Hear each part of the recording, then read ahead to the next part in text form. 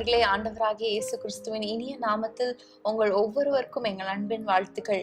இன்றைக்கும் வேதமே மனமகிழ்ச்சியில உங்கள் ஒவ்வொருவரையும் சந்திப்பதில் எங்களுக்கு மிகுந்த மகிழ்ச்சி. இன்றைக்கும் ஆண்டவர் நம்மளோடு பேச போகிறார். அநேக காரியங்களை கற்றுக் கொடுக்க போகிறார். நம்மளுக்கு ஆண்டவர் வைத்திருக்கிற வாக்குத்தத்தங்களை திரும்பவும் நம்மளுக்கு உறுதிப்படுத்த போகிறார். பெரிய அற்புதங்களை நம்ம வாழ்க்கையில செய்ய அவர் வல்லவராய் இருக்கிறார். ஆமேன், ஆமேன். வேதமே மனமகிழ்ச்சி அவன் இப்பதான் ஸ்டார்ட் பண்ணது மாதிரி இருந்தது.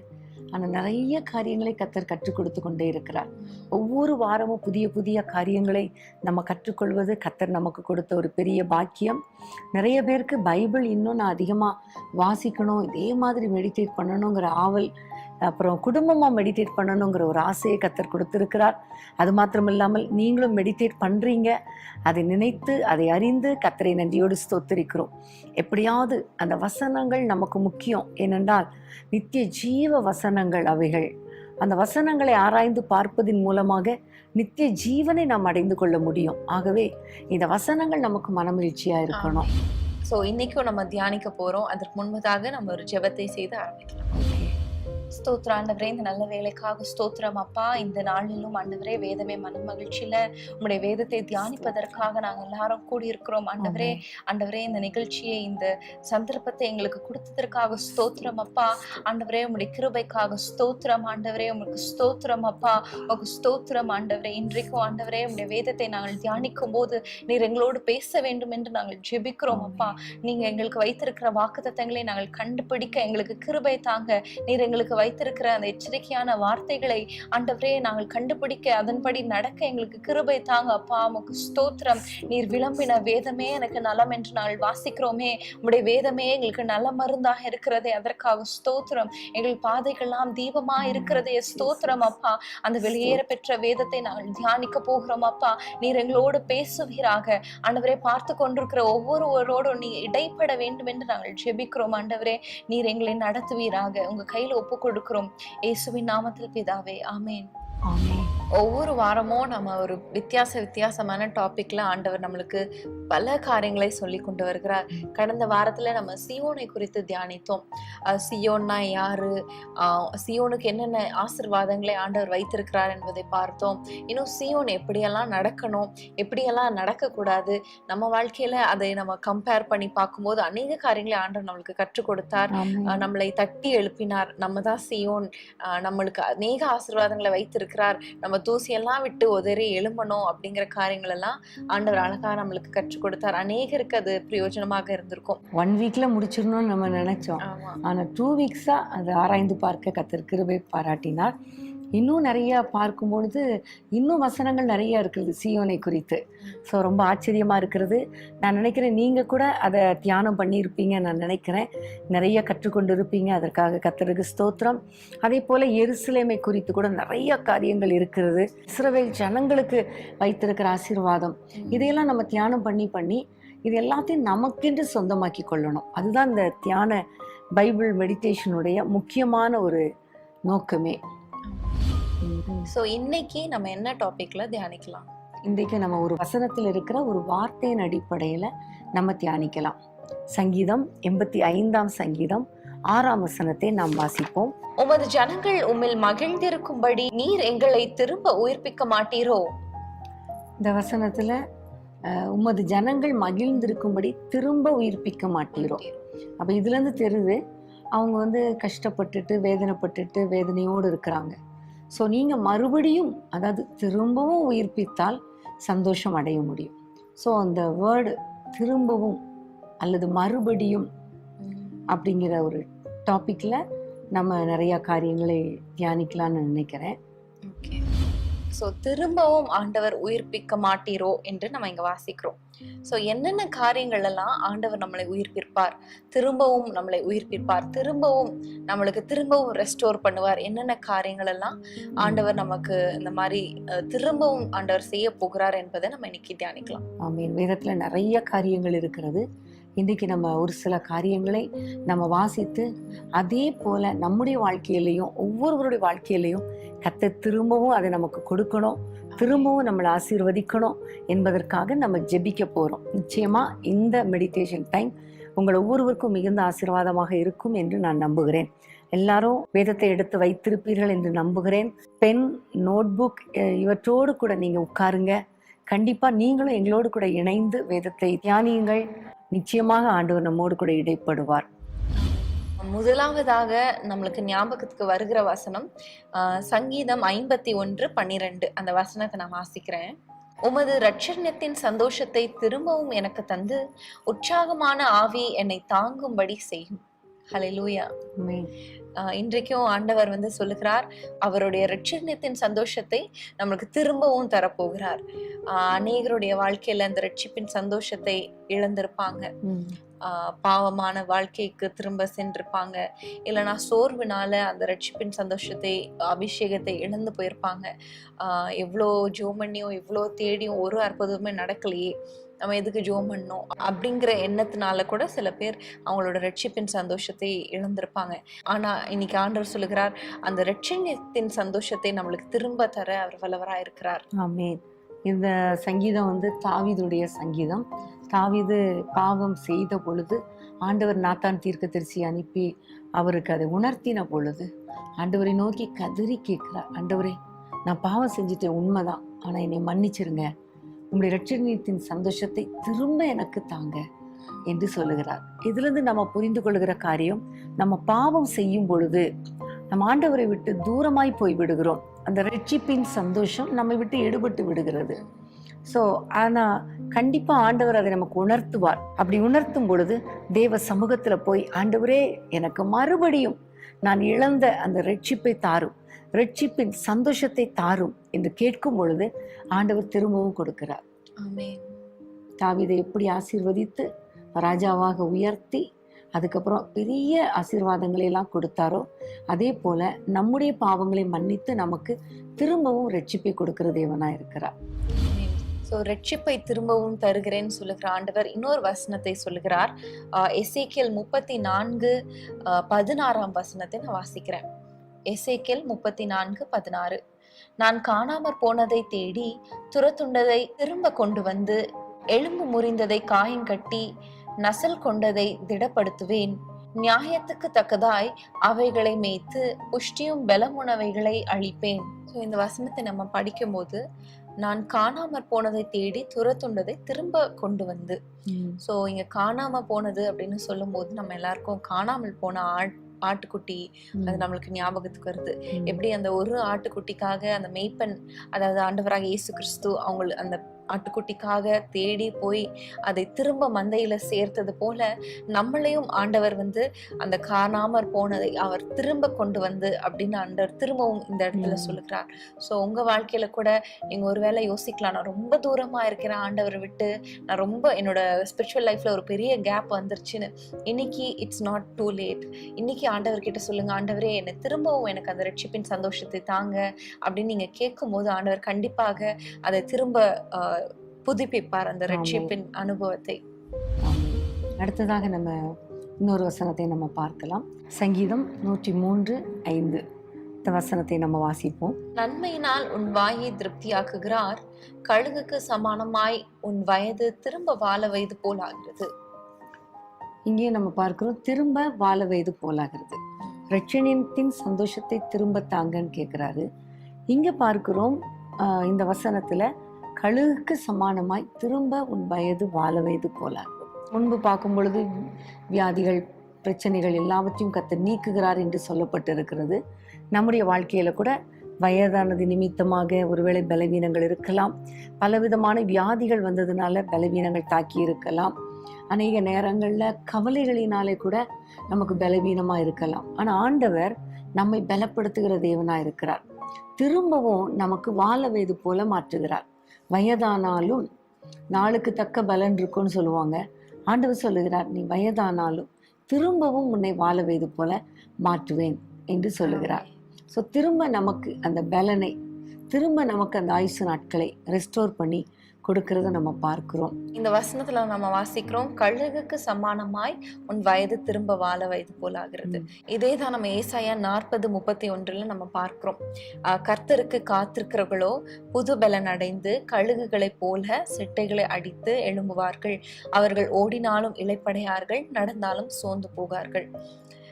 இந்த வசனத்துல கூட நம்மளுக்கு எல்லாருக்கும் தெரிந்தது போல அந்த கழுகுக்கு எப்படி ஆண்டவர் அந்த ஸ்ட்ரென்த்தை, அந்த பலனை திரும்பவும் அதுக்கு தருகிறாரோ, அதே போல கர்த்தருக்கு காத்திருக்கிறவர்கள் புது பலன் அடைந்து எழும்புவார்கள் என்று பார்க்கிறோம்.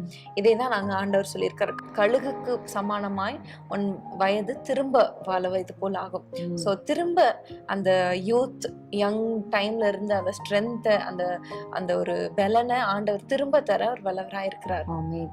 இதை சொல்லும்போது காலேப் எனக்கு ஞாபகத்துக்கு வருகிறது. காலேப் சொல்லுகிறார், மோசே என்னை அனுப்பும் போது 40 வயதுள்ளவனா இருந்தேன்.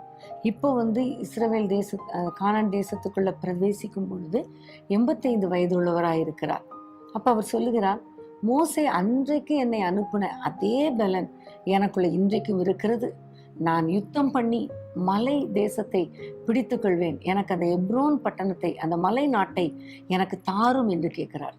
ஸோ எவ்வளோ ஸ்ட்ரென்த் இல்லையா? 85 இயர்ஸ்லையும் அந்த ஒரு மலை நாட்டை பிடித்திருக்கிற மக்களோடு கூட போராடி ஜெயித்து அந்த மலை நாட்டை நான் சுதந்திரமாக கொள்வேன் என்று சொல்லுகிறார்.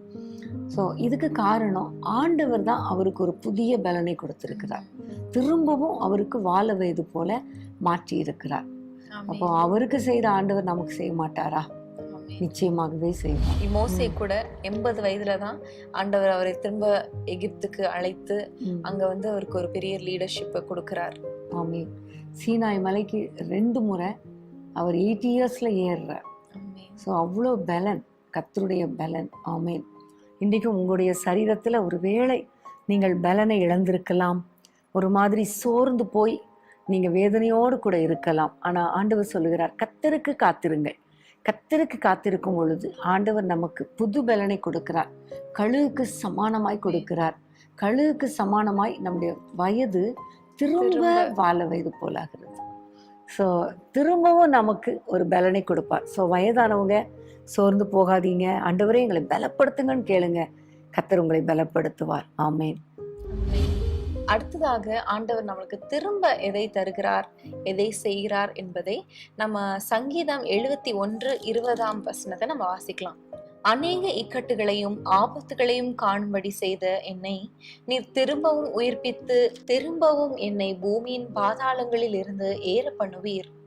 ஸோ இங்க பார்க்கிறோம், தாவீது சொல்லுகிறார், என்னை அநேக இக்கட்டுகளிலிருந்து, ஆபத்திலிருந்து, பாதாளத்திலிருந்து திரும்ப ஏற பண்ணுகிறீர், திரும்ப உயிர்ப்பிக்கிறீர். ஆமென். இன்னைக்கு கூட அநேகருடைய வாழ்க்கையில நிறைய இக்கட்டுகள், நிறைய பிரச்சனைகள், கொள்ளை நோயினால உயிருக்கு ஆபத்தான சூழ்நிலைகள், இன்னும் அநேக இக்கட்டான நெருக்கமான சூழ்நிலைகள், எல்லாவற்றிலிருந்தும் நம்மளை உயிர்ப்பிக்க ஆண்டவர் வல்லவராயிருக்கிறார். இன்றைக்கு ஆண்டவர் சொல்லுகிறார், எவ்வளோ ஒரு கஷ்டமான பாதாளம் போன்ற பிரச்சனையா இருந்தாலும் அதிலிருந்தும் ஆண்டவர் நம்மளை ஏறி வர பண்ண, திரும்பவும் நம்மளை ஏறி வர பண்ண அவர் வல்லமையுடையவராயிருக்கிறார். ஆமென். இன்னைக்கு ஒருவேளை இந்த கொரோனானால நிறைய பேர் பலவீனத்தோடு இருக்கலாம், ரொம்ப வேதனையோடு கூட இருக்கலாம், பலவிதமான வியாதிகளும் ரொம்ப கஷ்டப்படுத்தி கொண்டு இருக்கலாம். ஆனா ஒரே ஒரு நம்பிக்கை தான், ஆண்டவர் என்னை திரும்பவும் உயிர்ப்பிப்பார். ஆமென். அப்ப ஆண்டவரே என்னை திரும்பவும் உயிர்ப்பியும் என்று சொல்ல சொல்ல கர்த்தர் உயிர்ப்பிப்பார், எல்லா வியாதிகளிலிருந்து விடுதலை கொடுப்பார். ஆமென். என்னுடைய வாழ்க்கையில கூட சிறு வயதிலேயே ஓப்பன் ஹார்ட் சர்ஜரி பண்ணப்பட்டிருந்தது. அந்த நேரத்துல கூட எனக்கு ஜீவனை கொடுத்து அந்த ஆபத்துல என்னை பாதுகாத்து என்னை உயிர்ப்பித்தார். அதுக்கு பிறகும் பலவீனங்கள்லாம் வந்தாலும் கர்த்தர் என்னை பலப்படுத்தி வருகிறார். ஸோ உங்களுடைய வாழ்க்கையிலையும் எப்படிப்பட்ட பலவீனமாக இருந்தாலும் ஆண்டவர் உங்களை பலப்படுத்த வல்லவராக இருக்கிறார். ஒருவேளை ஆபத்துகள், விபத்துகள், போராட்டங்கள் இவற்றின் வழியாக அநேகர் சிக்கி தவித்து கொண்டு இருக்கலாம். ஆனால் ஆண்டவர் எப்படிப்பட்டவர் தெரியுமா? திரும்பவும் உங்களை உயிர்ப்பிக்கிற தேவன். ஆமேன். அதை ஒரு நாளும் மறந்துடாதீங்க. ஆண்டவர் அவ்வளவுதான், ஆபத்து வந்துருச்சு கைவிட்டுட்டார்னு நினைக்காதீங்க. எல்லா ஆபத்துகளிலும் அவர் நம்மை கரம் பிடித்து நடத்துவார், தூக்கி எடுப்பார், திரும்பவும் நம்மை உயிர்ப்பிப்பார். இந்த பாதாளத்திலிருந்து ஏறி வர பண்ணினார் அப்படின்னு சொல்லும்போது ஒரு சம்பவம் எனக்கு ஞாபகத்துக்கு வருது. ஃபியூ இயர்ஸ் பேக் ஸ்டீவுக்கு நடந்த அந்த ஆக்சிடென்ட் இல்லையா, அது ஒரு பெரிய ஆபத்தான ஒரு சூழ்நிலை. அதுல அந்த செய்தியை நம்ம கேட்கும் போது, ஒரு ஆக்சிடென்ட் அவனுக்கு ஆயிடுச்சு அப்படின்னு நம்ம கேட்கும் போது ரொம்ப பயமா இருந்தது. என்ன நடந்திருக்குமோ, என்ன ஆயிருக்குமோ, அப்படி ஆயிடுச்சான், இப்படி ஆயிடுச்சான், அப்படி டாப்பிள் ஆயிடுச்சான் கார் அப்படின்லாம் நம்ம கேட்கும் போது நம்மளுக்கு ரொம்ப பயமா இருந்தது. அப்போ அவங்க எல்லாரும் வீட்டுக்கு வந்ததுக்கு அப்புறம் ஒரு காரியத்தை சொன்னாங்க. அந்த கதவு திறந்து அதுல இருந்து ஏறி வந்தான் அப்படின்னு சொல்லி. சோ அதுதான் எனக்கு ஞாபகத்துக்கு வருது. எவ்வளவு ஒரு ஆச்சரியமான ஒரு சம்பவத்துல இருந்து ஆண்டவர் தப்பு வச்சார் இல்லையா? ஆமென். அந்த கர்த்தர் நல்லவர். அந்த போலீஸ் ஆஃபீஸர்ஸ்லாம் சொன்னாங்களா, யாரு டிரைவர் யாரு டிரைவர்? இல்ல நான் தான் டிரைவர். நீ தான் டிரைவரா? இப்படி இருக்கிற காரு கண்டிப்பா இறந்துருப்பாங்களே டிரைவரு. அதுவும் அந்த டோரே இல்ல, அந்த டிரைவர் சீட் சைட்ல இருக்கிற அந்த டோரே இல்ல, எப்படி நீங்க தப்பிச்சீங்க அப்படின்னு சொல்லும்போது, அப்பதான் அப்பா போயிருக்கும்போது அந்த போலீஸ் ஆஃபீஸர் சொன்னாங்க, நீங்க என்ன பண்றீங்கன்னு. இந்த மாதிரி நான் வந்து மினிஸ்ட்ரி பண்றேன்னு.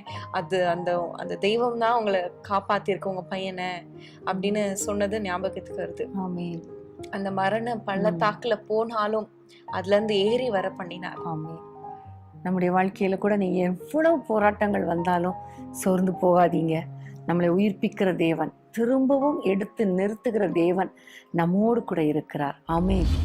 அடுத்ததாக நம்ம பார்க்க போற காரியம் யோவேல் 2:25. நான் உங்களிடத்தில் அனுப்பின என் பெரிய சேனையாகிய வெட்டுக்கிளிகளும் பச்சை கிளிகளும் முசுக்கட்டை பூச்சிகளும் பச்சை புழுக்களும் பட்சித்த வருஷங்களின் விளைவை உங்களுக்கு திரும்ப அளிப்பேன். ஆமென். ரொம்ப அருமையான ஒரு வசனம். ஆண்டவர் சில சமயங்கள்ல நம்ம இந்த பாதையின் வழியாக அனுமதிப்பார். பலவிதமான காரியங்கள் வந்து நம்முடைய விளைச்சலை திருடிட்டு போயிடும், நம்முடைய கைகளின் பிரயாசத்தை அழிச்சிட்டு போயிடும். ஆனா ஆண்டவர் இன்றைக்கு வாக்கு கொடுக்கிறார், திரும்ப நான் உங்களுக்கு தருவேன். எதெல்லாம் பட்சித்து போட்டுச்சோ அந்த விளைவின் பலனை திரும்ப நான் உங்களுக்கு தருவேன் என்று சொல்லுகிறார். யோபுட வாழ்க்கையில கூட எல்லாமே போனதுக்கு அப்புறம் ஆண்டவர் திரும்ப இரட்டத்தனையாய் கொடுத்தார். உண்மையிலே அப்படி ஆண்டவர் அந்த விளைவை நமக்கு திரும்ப கொடுக்கும் பொழுது 26ஆம் வசனத்தை நம்ம வாசிக்கலாம். யோவேல் 2:26. நீங்கள் சம்பூர்ணமாய் சாப்பிட்டு திருப்தி அடைந்து உங்களை அதிசயமாய் நடத்தி வந்த உங்கள் தேவனாகிய கர்த்தருடைய நாமத்தை துதிப்பீர்கள். என் ஜனங்கள் ஒருபோதும் வெட்கப்பட்டு போவதில்லை. ஆமென். கர்த்தர் விளைவை திரும்ப கொடுக்கும் பொழுது நம்ம சம்பூர்ணமா சாப்பிடுவோம், திருப்தி அடைவோம். அது மாத்திரமல்ல, நம்ம அதிசயமா நடத்தி வந்த தேவனை துதிப்போம். ஆண்டவர் சொல்கிறார், என் ஜனங்கள் ஒருபோதும் வெட்கப்பட்டு போவதில்லை. ஸோ இந்த நாட்களில ஒருவேளை வெட்கப்பட்டு போகிற சூழ்நிலை இருக்குதே, கடன் பிரச்சனையினால, கடன் வாங்கினவங்க, கடன் கொடுத்தவங்க என்னை ரொம்ப வேதனைப்படுத்துறாங்களே அப்படின்னு நீங்க நினைக்கலாம். ஆனா நம்முடைய ஆண்டவர் வெட்கப்பட்டு போக விடவே மாட்டார். வாடகை கொடுக்கலையே, பிள்ளைங்களுக்கு ஃபீஸ் கட்டலையே, வெட்கப்பட்டு போயிடுவோமோ அப்படிங்கிற ஒரு சூழ்நிலையில இருக்கலாம். ஆனா கர்த்தர் வெட்கப்பட்டு போக விடவே மாட்டார். காரணம், அவர் எல்லா பட்சித்த விளைவையும் திரும்ப கொடுக்கிற தேவன். ஸோ விசுவாசத்தோடு இருங்க. திரும்ப நான் பெற்றுக்கொள்வேன், கண்டிப்பா எனக்கு திரும்ப கர்த்தர் கொடுப்பார். யோபுவுக்கு எப்படி அவன் இழந்த எல்லாவற்றையும் திரும்ப கொடுத்தாரோ அதே போல எனக்கும் கொடுப்பார் என்று விசுவாசத்தோடு நீங்க இருங்க. ஆமென். இதை சொல்லும் பொழுது 2 ராஜாக்கள் 8ஆம் அதிகாரத்துல ஒரு சம்பவம் சொல்லப்பட்டு இருக்கிறது. அது எனக்கு ஞாபகத்திற்கு வருகிறது. அதை வாசிக்கலாம். 2 ராஜாக்கள் 8ஆம் அதிகாரம் 6ஆம் வசனம். ராஜா அந்த ஸ்திரீயை கேட்டதற்கு அதை அவனுக்கு விவரித்து சொன்னாள். அப்பொழுது ராஜா அவளுக்கு ஒரு பிரதானியை நியமித்து அவளுக்கு உண்டானது எல்லாவற்றையும் அவள் தேசத்தை விட்டு போன நாள் முதல் இதுவரைக்கும் உண்டான அந்த வயலின் வருமானம் அனைத்தையும் அவளுக்கு கிடைக்கும்படி செய் என்றான். இந்த சம்பவம் ஒரு சிலருக்கு இது புதுசா தெரியலாம். உண்மையிலே பைபிள்ல இருக்குதா, புதுசா இருக்கேன்னு நினைக்கலாம். பைபிள் வாசிக்காதவங்களுக்கு, ரெகுலரா வாசிக்கிறவங்களுக்கு இந்த சம்பவம் உங்களுக்கு தெரிஞ்சிருக்கிறோம். எலிசா தீர்க்கதரிசிக்கு ஒரு பெண் தன்னுடைய வீட்டின் மேலறையில ஒரு வீட்டை ஆயத்தப்படுத்தி கொண்டிருந்தார். அந்த வீட்டில் உள்ள குழந்தை மரித்து போன பொழுது எலிசா தீர்க்கதரிசி உயிரோடு எழுப்பினார் என்பது நமக்கு தெரியும். அப்போ கொஞ்ச நாள்ல அந்த தேசத்துல பஞ்சம் வரப்போகிறது என்பதை அறிந்து எலிசா தீர்க்கதரிசி சொல்லுவார், நீ உன் குழந்தையோடு போய் வேற எங்கேயாவது போய் சஞ்சரி, ஏனென்றால் இங்கு பஞ்சம் வரப்போகிறது என்று சொல்லும் பொழுது அவள் அதே போல எழுந்து பெலிஸ்தரின் தேசத்துல போய் சஞ்சரிப்பாள். அப்புறம் 7 வருஷம் சென்ற பின்பு இஸ்ரவேல் தேசத்துல பஞ்சம் மாறிவிட்டது, செழிப்பு வந்து விட்டது. ஸோ இந்த பெண் சரி நம்ம தேசத்துக்கு புறப்பட்டு போகலாம் என்று சொல்லி புறப்பட்டு வருகிறாள். புறப்பட்டு வரும் பொழுது போய் ராஜாவினிடத்துல போய் முறையிட வருகிறாள்.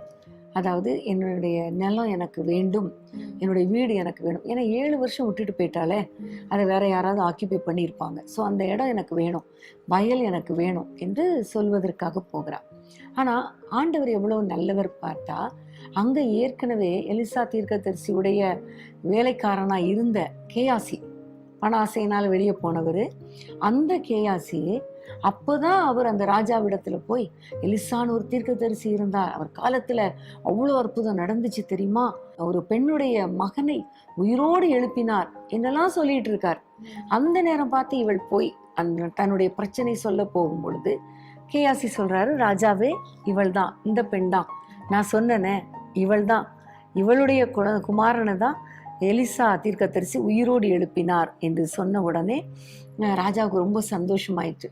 அவர் செய்த காரியத்தை பார்க்கும் பொழுதுதான் அவர் ஒரு பிரதானியை நியமிக்கிறார். அவளுக்குன்னு ஒரு பிரதானியை நியமித்து அவளுக்கு உண்டான யாவையும், அவளுடைய என்னென்ன காரியங்களோ அது எல்லாவற்றையும் அவளுக்கு கிடைக்கும்படி செய்வது மாத்திரமல்ல, அவள் விட்டுட்டு போன அந்த 7 வருஷத்துல அவளுடைய வயல்ல என்னெல்லாம் வருமானம் வந்திருக்குமோ அது எல்லாவற்றையும் திரும்ப கிடைக்கும்படி அவர் செய்கிறார். ஸோ ரொம்ப ஆச்சரியமான காரியம். அவளுக்கு உண்டானதையும் கொடுக்கிறாரு, அவள் விட்டுட்டு போன அந்த வயலின் பலனையும் எத்தனை வருஷம் ஆனாலும் அத்தனை வருஷத்தின் பலனையும் திரும்ப கொடுக்கிறார். ஸோ சாதாரணமான ஒரு ராஜாவே இப்படி செய்யும் பொழுது நம்முடைய ராஜா ஏசப்பா அவர் எவ்வளவு பெரிய அற்புதங்களை செய்வார். உங்களுடைய பிரச்சனைகளை அவரிடத்துல சொல்லுங்க. ஆண்டவரே எனக்கு இவ்வளோ தேவை இருக்கிறதப்பா, ஆண்டவரே இந்த சொத்தை நான் இழந்துட்டேன், இந்த வீட்டை நான் இழந்துட்டேன், தப்பிதமாக அநேகர் என்னுடைய சுதந்திர பாகத்தை திருடி வச்சுட்டாங்க, குடும்பங்கள்ல சொந்தங்களுக்குள்ள பிரச்சனை அப்படின்னு ஆண்டவரிடத்துல சொல்லுங்க. நீங்க போய் சண்டை போடாதீங்க, நீங்க ஆண்டவரிடத்துல சொல்லுங்க. ஆண்டவர் உங்களுக்காக யுத்தம் பண்ணி திரும்ப உங்களுக்கு எல்லாவற்றையும் கொடுப்பார். அவர் கொடுக்கும் பொழுது உங்களுக்கு உண்டானது மாத்திரம் கொடுக்க மாட்டாரு, இதுவரைக்கும் நீங்கள் இழந்த பலனையும் திரும்ப கொடுப்பார். அங்கேயும் யோவேலையும் சொல்லப்பட்டிருக்கிறது, வெட்டுக்கிளிகளும் முசுக்கட்டை பூச்சிகளும் பச்சை புழுக்களும் பட்சித்த விளைவின் பலனை திரும்ப தருவேன். எவ்வளவு பட்சித்து போட்டுச்சோ அது திரும்ப கொடுப்பேன்னு சொல்றார். ஸோ ரொம்ப அழகான வசனம். இதை நம்ம பிடித்து கொள்ளணும். அந்த வசனத்திலே சொல்லப்பட்டது போல ஒரு பிரதானியை நியமித்து, ஸோ நமக்காக ஒரு ஆளை கர்த்தர் நியமிப்பார், நமக்கு அற்புதம் செய்யும்படி ஒரு ஆளை நியமிப்பார். சிலர் அநேகர் சொல்றத கேட்டிருக்கிறேன், வேலைக்கு எனக்கு இடமே இல்லைன்னு சொல்லிடுவாங்க, ஆனால் நான் ஆண்டவரிடத்துல ஜெபம் பண்ணும் பொழுது எனக்காக ஒரு போஸ்டே உருவாக்கி எனக்கு வேலை கொடுத்தாங்கன்னு சாட்சி சொல்றத கேட்டிருக்கிறோம் இல்லையா? ஸோ நம்முடைய ஆண்டவர் அப்படிப்பட்டவர் தான், வழியே இல்லாத இடத்துல வழியை உண்டு பண்ணுகிறவர், எப்படி ஆனாலும் அற்புதங்களை செய்கிறவர், இழந்த எல்லாவற்றையும் திரும்ப கொடுக்கிறவர் நம்முடைய ஆண்டவர். பிரியமானவர்களே, இன்றைக்கும் ஆண்டவர் திரும்ப நமக்கு என்னென்ன ஆசீர்வாதங்களை தருகிறார் என்பதை நம்ம தியானித்துக் கொண்டிருக்கிறோம். தொடர்ந்து நம்ம தியானிக்கலாம். அதற்கு முன்பதாக ஒரு சிறிய இடைவேளை. அவர்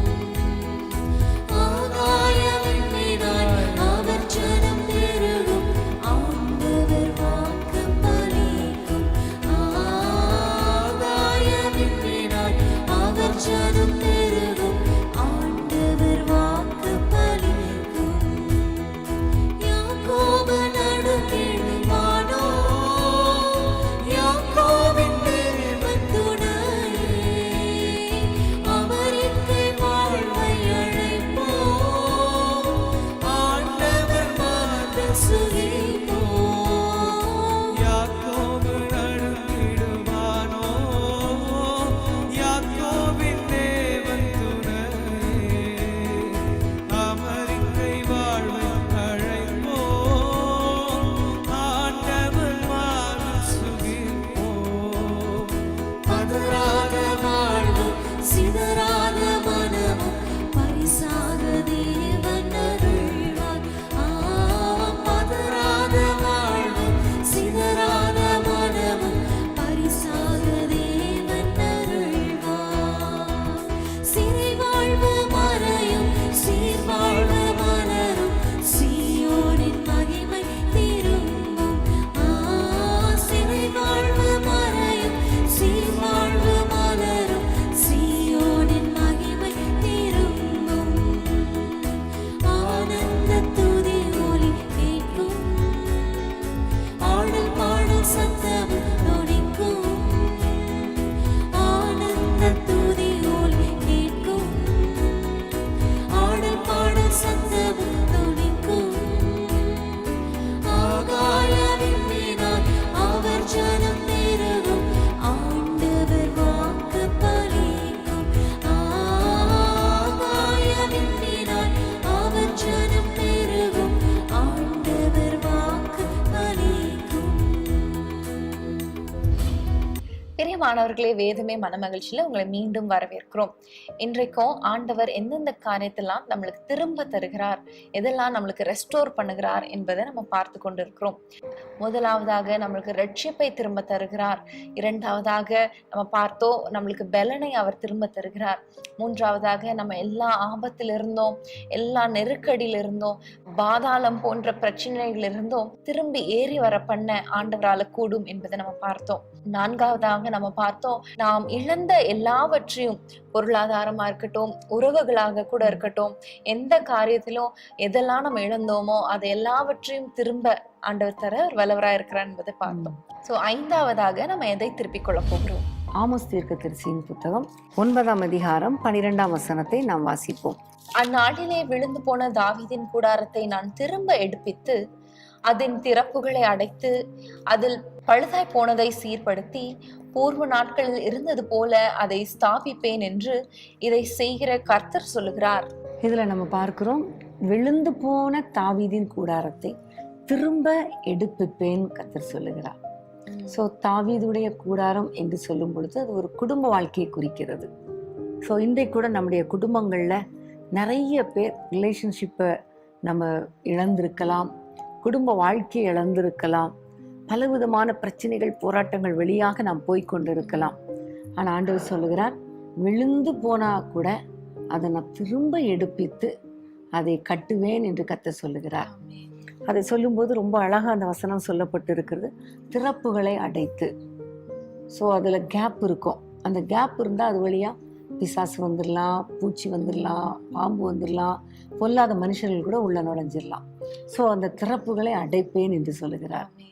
நெஹேமியாவோட காலத்துல கூட அவங்க அலங்கத்தை கட்டும் போது சில இடங்கள்லாம் பழுது பார்த்து கட்டினார்கள் அப்படின்னு நம்ம பார்க்கிறோம். அந்த வால்ஸ்ல இருக்கிற கேப்ஸ், கிராக்ஸ் எல்லாத்தையும் அவங்க பழுது பார்த்து கட்டியிருப்பாங்கன்னு நினைக்கிறேன். ஆமென். இங்க சொல்லுகிறார், ஆண்டவரே நமக்காக கட்டி தருவேன் என்று சொல்லுகிறார். அதில் பழுதாய் போனவைகளை சீர்படுத்தி, என்னென்ன டேமேஜ் ஆச்சோ அந்த டேமேஜ் எல்லாம் சரிப்படுத்துகிறார். ஸோ குடும்பத்துல பல பிரச்சனைகள், சண்டைகள் எல்லாம் வரும் பொழுது அந்த ரொம்ப ஒரு மாதிரி ஒரு உறவுகள் டேமேஜ் ஆயிருது இல்லையா, இப்படி என்னை பேசிட்டாங்களே, அவங்க என்ன இப்படி பேசிட்டாங்களே அப்படின்னு ரொம்ப மனசு கஷ்டமாயிரும், உள்ள உடைஞ்சு போயிடும் இல்லையா, மறக்கிறதுக்கு கஷ்டமா இருக்கும். ஆனா ஆண்டவர் சொல்லுகிறார், அதெல்லாம் நான் சீர்படுத்துவேன், சீர்படுத்துவேன், சீர்படுத்துவேன் என்று மாத்திரம் சொல்லல, பூர்வ நாட்கள்ல இருந்தது போல அதை ஸ்தாபிப்பேன்.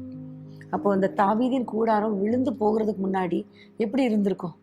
தாவீது ராஜா, அவர் ஒரு கூடாரத்தை கட்டினார்னா எவ்வளோ ஜைஜாண்டிக்கா, எவ்வளோ மெஜஸ்டிக்கா இருந்திருக்கும் இல்லையா. அப்போ ஆண்டவர் சொல்றார், திரும்பவும் பூர்வத்தில் இருந்தது போல நான் அதை ஸ்தாபிப்பேன், அதாவது எஸ்டாப்ளிஷ் பண்ணுவேன் என்று, நிலை நிறுத்துவேன் என்று கர்த்தர் சொல்லுகிறார். ஸோ இன்றைக்கு நம்முடைய வாழ்க்கையில நீங்க நிறைய நேரங்கள்ல யோசிப்பீங்க, முன்ன இருந்த ஆசீர்வாதம் இருந்தால் நல்லா இருந்திருக்குமே, இப்போ எவ்வளோ கஷ்டமாயிருச்சே நம்ம நினைப்போம். இந்த கொள்ளை நோய்க்கு பிறகு நம்ம என்ன நினைக்கிறோம்? ஐயோ, முன்னெல்லாம் எப்படி இருந்துச்சு? மாஸ்க் போட வேண்டாம், எங்க வேணா போகலாம், எப்போ வேணா போகலாம். சர்ச்சுக்கு நம்ம போவோம் எவ்ரி சண்டே. ப்ரேயர் சென்டர்ல நம்ம மீட்டிங்ஸ் நடத்தும் போது எல்லாரும் வருவாங்க, எல்லாரும் பார்க்கும்போது சந்தோஷமா இருக்கும். ஆமாம். இப்போ முன்ன இருந்த மாதிரி இருந்தா நல்லா இருக்குமே அப்படின்னு நம்ம நினைக்கிறோம். இன்னைக்கு ஆண்டவர் நமக்கு அதுதான் சொல்றாரு. பூர்வத்தில் இருந்தது போல நான் அதை ஸ்தாபிப்பேன். ஆமென். ஸோ கண்டிப்பா ஆண்டவர் நம்ம ரெஸ்டோர் பண்ணும் பொழுது பூர்வத்தில் இருந்தது போல சந்தோஷமான நாட்களை அனுபவித்தது போல திரும்பவும் நம்மை ஆசீர்வதிப்பார். நம்முடைய குடும்பத்தை கட்டி எழுப்புவார். எல்லா திறப்புகளை அதை அவர் சரிப்படுத்தி சீர்படுத்தி டேமேஜஸ் எல்லாத்தையும் கர்த்தர் பழுது பார்த்து சீர்படுத்தி நம்மை மறுபடியும் நம்ம எங்க இருந்து விழுந்தோமோ அதே இடத்துல திரும்பவும் கர்த்தர் நிறுத்துவேன் என்று சொல்லுகிறார். ஸோ நீங்க சோர்ந்து போகாதீங்க. இந்த வசனத்தை பிடித்து கொள்ளுங்க. எனக்கு திரும்ப கட்டுங்கப்பா, திரும்ப நிறுத்துங்கப்பா, திரும்ப ஸ்தாபித்துருங்கப்பா என்று சொல்லி ஜெபிக்கும் பொழுது கர்த்தர் கண்டிப்பா அப்படியே நடத்துவார். பிரியமானவர்களே, ஒருவேளை உங்களுடைய குடும்ப வாழ்க்கை கூட இடிக்கப்பட்டிருக்கலாம். பலவிதமான பிரச்சனைகள், போராட்டங்களின் நிமித்தமாக உங்களுடைய குடும்பமோ அல்லது உங்களுடைய பிள்ளைகளின் குடும்பமோ உடைக்கப்பட்டிருக்கலாம். கணவனையோ அல்லது மனைவியோ பிரிந்து நீங்கள் வாழ்ந்து கொண்டிருக்கலாம். பூர்வத்தில் இருந்தது போல என் வாழ்க்கை மாறினா நலமா இருக்குமே அப்படிங்கிற ஒரு எண்ணத்தோடு கூட நீங்க இந்த செய்தியை கேட்டுக்கொண்டு இருப்பீர்களே, ஆனால் இந்த வார்த்தை உங்களுக்கு நேராகத்தான் வருகிறது. ஆண்டவர் விழுந்து போன உங்களுடைய குடும்ப வாழ்க்கையை திரும்ப நிறுத்துவார். ஆமென். உங்களுடைய வாழ்க்கையை செப்பனிட்டு உங்களுடைய வாழ்க்கையில எல்லா திறப்புகளையும் அடைத்து சத்ரு உள்ள நுழையாதபடி கர்த்தர் வேலி அடைப்பது மாத்திரமல்ல, மறுபடியும் உங்களை நிறுத்துவார். அதனால் நீங்க சோர்ந்து போகாதீங்க. கர்த்தர் மேல் நம்பிக்கையா இருங்க. திரும்பவும் என்னை கட்டுங்கப்பா, என் குடும்ப வாழ்க்கையை கட்டுங்கப்பான்னு கேளுங்க. கர்த்தர் அழகாய் கட்டுவார். ஆமென்.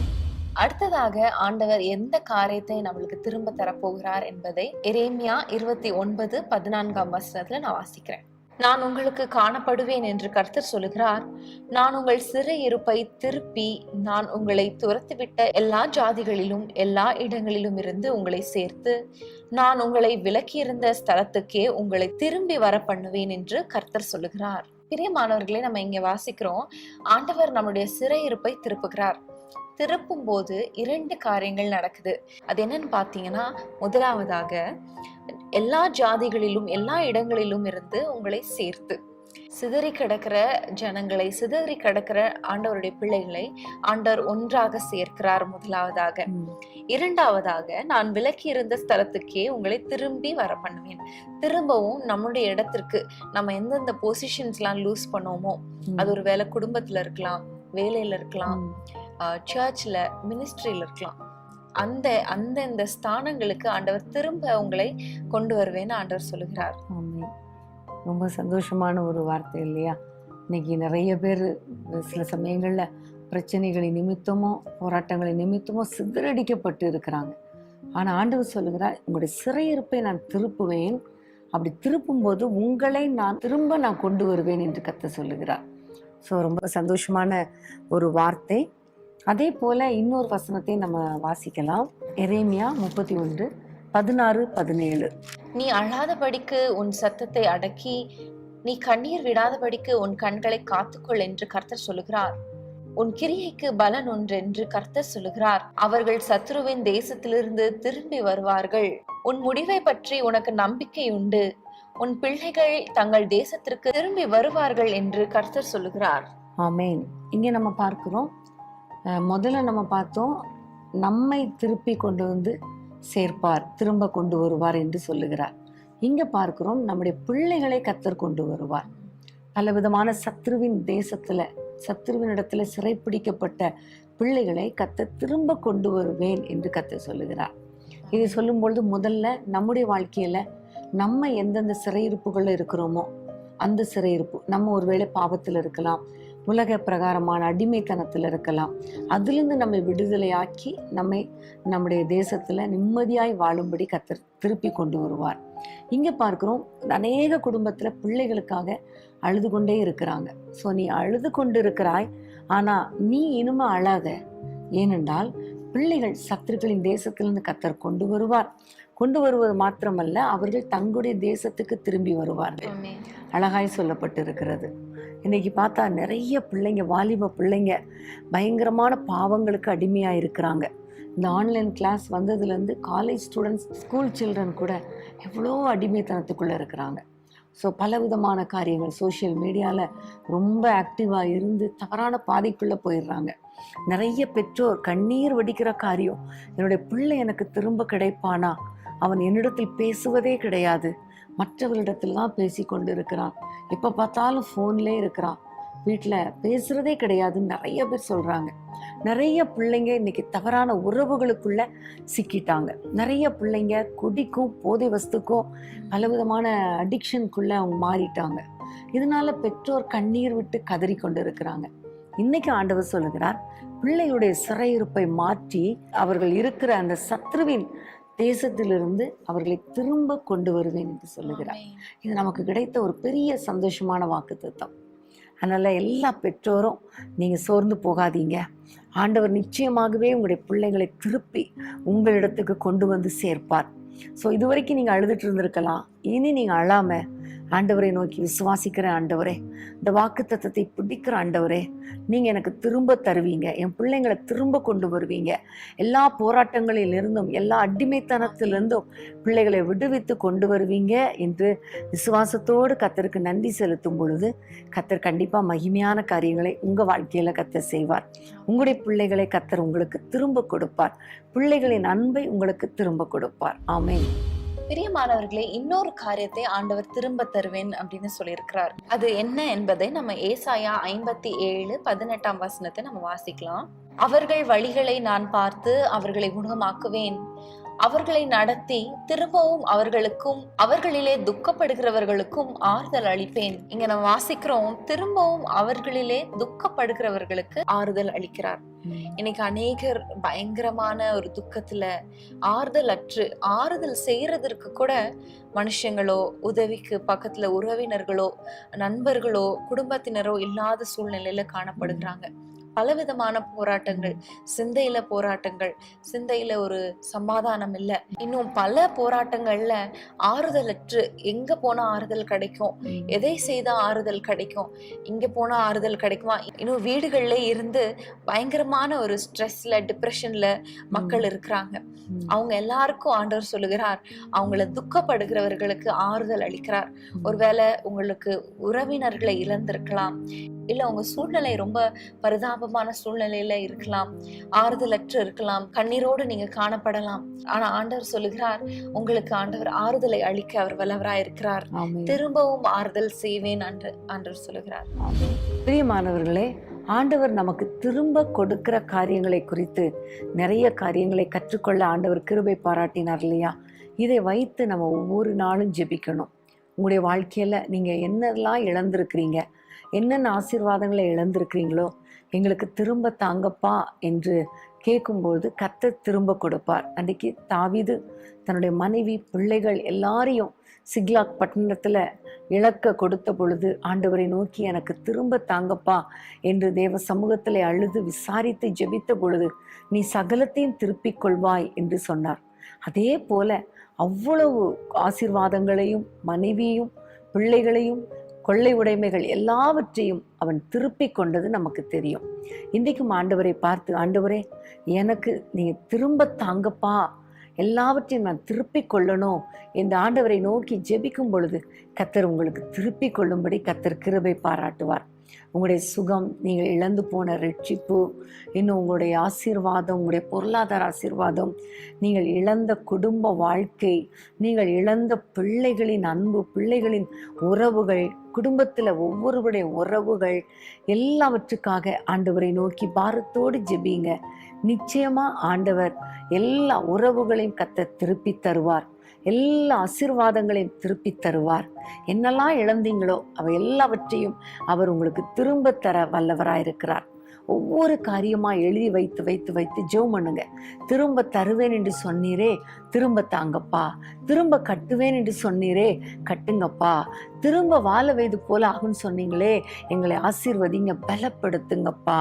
ஆண்டவரே, எங்களுடைய பிள்ளைகள் திரும்ப வருவார்கள் என்று சொன்னீரே, திரும்ப கொண்டு வாங்கப்பா என்று நம்ம ஜெபிக்கும் பொழுது கர்த்தர் நிச்சயமாகவே மகிமையான காரியங்களை கர்த்தர் செய்வார். ஆமென். பிரியமானவர்களே, இன்றைக்கும் நம்ம ஆண்டவர் எந்தெந்த காரியத்தெல்லாம் நமக்கு திரும்பவும் தருவேன் அப்படின்னு சொல்லியிருக்கிறார் என்பதை நம்ம வேதத்துல இருந்து நம்ம தியானித்தோம். முதலாவது, ஆண்டவர் நமக்கு ரட்சிப்பை நம்மளுக்கு திரும்ப தர தேவனா இருக்கிறார் என்பதை நம்ம பார்த்தோம்.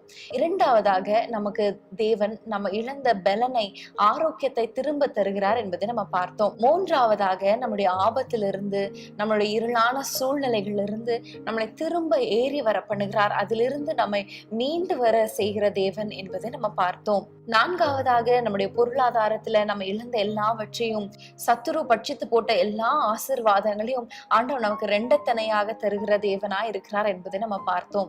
ஐந்தாவதாக நம்ம பார்த்தோம், தாவீதின் கூடாரத்தை எப்படி அவர் எடுப்பித்தாரோ அதே போல நம்முடைய குடும்பத்தையும் முன்போல் நிறுத்த அவர் வல்லவராய் இருக்கிறார். திரும்பவும் நம்முடைய குடும்பத்தை கட்ட, நம்முடைய அலங்கத்தை கட்ட அவர் வல்லவராய் இருக்கிறார் என்பதை பார்த்தோம். ஆறாவதாக நம்ம பார்த்தோம், ஆண்டவர் நம்முடைய சிறையிருப்பை திருப்பும் போது என்னென்ன காரியங்கள் எல்லாம் ஆண்டவர் நமக்கு திருப்பி தருகிறார் என்பதை பார்த்தோம். சிறையிருப்பை திருப்பும் போது ஆண்டவர் நம்முடைய ஸ்தானங்களை நம்மளுக்கு திரும்ப தருகிறார். நம்மை திரும்ப நம்முடைய இடத்துக்கு அவர் சேர்க்கிறார். நம்முடைய பிள்ளைகளை திரும்ப வர பண்ணுகிற தேவனா இருக்கிறார் என்பதை நம்ம பார்த்தோம். கடைசியாக நம்ம பார்த்தோம், ஆண்டவர் நம்மளுக்கு திரும்பவும் ஆறுதல் செய்கிற தேவனா இருக்கிறார். நம்ம என்னென்னலாம் கஷ்டத்தில் இருக்கிறோமோ எல்லாவற்றையும் மாற்றி திரும்ப நம்ம வாழ்க்கையில சந்தோஷத்தை, சமாதானத்தை தருகிற தேவனா இருக்கிறார் என்பதை நம்ம பார்த்தோம். சோ இந்த காரியங்கள் எல்லாம் வைத்து நம்ம ஜெபம் பண்ணலாமா? ஸ்தோத்திர ஆண்டவரே, நன்றியோடு நாங்கள் துதிக்கிறோம் அப்பா. இந்த வேளையிலும் கர்த்தாவே, அந்த திரும்பவும் எங்களுக்கு நீர் அற்புதம் செய்வீர் என்று நிறைய வசனங்களில் இருந்து உம்முடைய வார்த்தை மூலமாக தியானிக்க கர்த்தர் கொடுத்த கிருபைக்காக உமக்கு ஸ்தோத்திரம் அப்பா. இயேசுவின் நாமத்தில் ஆண்டவரே, நீர் இன்றைக்கு எங்களோடு கூட பேசினீர் அப்பா. உம்முடைய வார்த்தை மூலமா எங்களை உற்சாகப்படுத்தினீர் அப்பா. ஏசப்பா, ஒவ்வொருவர் குடும்பங்களிலும் ரட்சிப்பின் சந்தோஷத்தை திரும்ப கொடுங்கப்பா. யார் யாரெல்லாம் ரட்சிப்பை இழந்திருக்கிறாங்களோ அவர்கள் வாழ்க்கையில திரும்பவும் ரட்சிப்பின் சந்தோஷத்தை கொடுங்க. மறுபடியும் அவர்களை ஆசீர்வதிப்பீராக. ஆண்டவரே, உமக்கு ஸ்தோத்திரம் அப்பா. அதே போல இழந்து போன எல்லாவற்றையும் அவர்கள் திரும்ப பெற்றுக்கொள்வார்களாக. ஆண்டவரே, திரும்பவும் அவருடைய வயது வாழ வயது போல மாறட்டும் அப்பா. அதே போல அப்பா, அவருடைய குடும்ப வாழ்க்கை மறுபடியும் கட்டப்படுவதாக நாங்கள் ஜெபிக்கிறோம். இழந்த எல்லா ஆசீர்வாதங்கள் அப்பா, பிள்ளைகளின் அன்பு எல்லாமே இவர்களுக்கு திரும்ப கிடைப்பதாக நாங்கள் ஜெபிக்கிறோம். இயேசுவின் நாமத்தினாலே, இயேசுவின் நாமத்தினாலே பொருளாதாரத்தில் நம்முடைய பிள்ளைகளை ஆசீர்வதித்து உயர்த்துவீராக. சகல விதமான ஆறுதல்களையும் திரும்ப கொடுத்து நம்முடைய பிள்ளைகளை சந்தோஷப்படுத்துவீராக நாங்கள் ஜெபிக்கிறோம்.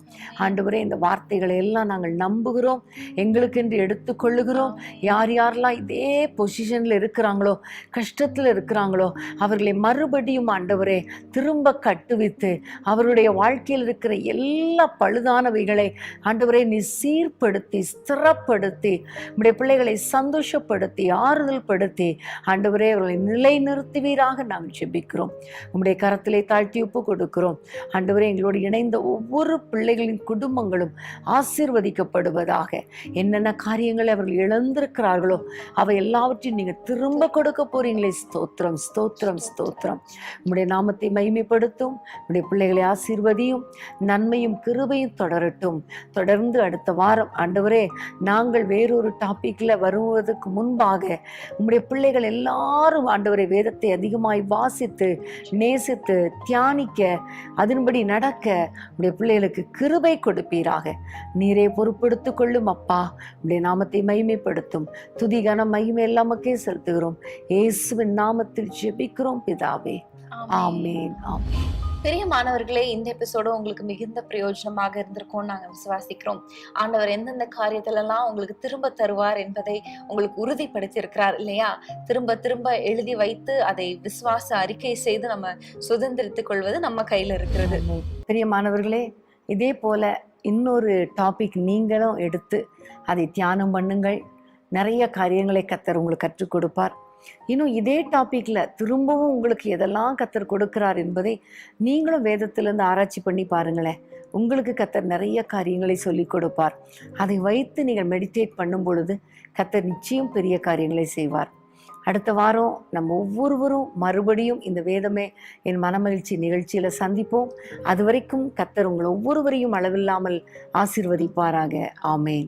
பிரியமானவர்களே, நாளை இரவு ஞாயிற்றுக்கிழமை இரவு 9:30 மணிக்கு இரவு ஜெபம் இருக்கிறது. நீங்கள் அதில் கலந்து கொள்ளும்படி உங்களை அன்புடன் கேட்டுக்கொள்கிறோம். 1 மணி வரைக்கும் தான் இந்த இரவு ஜெபம். ஸோ டக்குன்னு முடிஞ்சிரும். குடும்பமாக கலந்து கொண்டு ஆசீர்வாதங்களை பெற்றுக்கொள்ளுங்கள். அன்பான தேவனுடைய பிள்ளைகளே, இச்செய்தி உங்களுக்கு மிகுந்த ஆசீர்வாதமாக இருந்ததென்று நாங்கள் நம்புகிறோம். தொடர்ந்து எங்கள் செய்திகளை கேட்டு கர்த்தருக்குள் ஆசீர்வதிக்கப்பட ஜீசஸ் மீட்ஸ் மினிஸ்ட்ரீஸ் என்கிற எங்கள் யூடியூப் சேனலை சப்ஸ்கிரைப் செய்யுங்கள். மேலும் உங்கள் ஜெப உதவிக்கு எங்களோடு நீங்கள் தொடர்பு கொள்ள வேண்டிய தொலைபேசி எண் 9842252836 மற்றும் 7299546363. Email gpsrobinson@hotmail.com. கர்த்தர் உங்களை ஆசீர்வதிப்பாராக.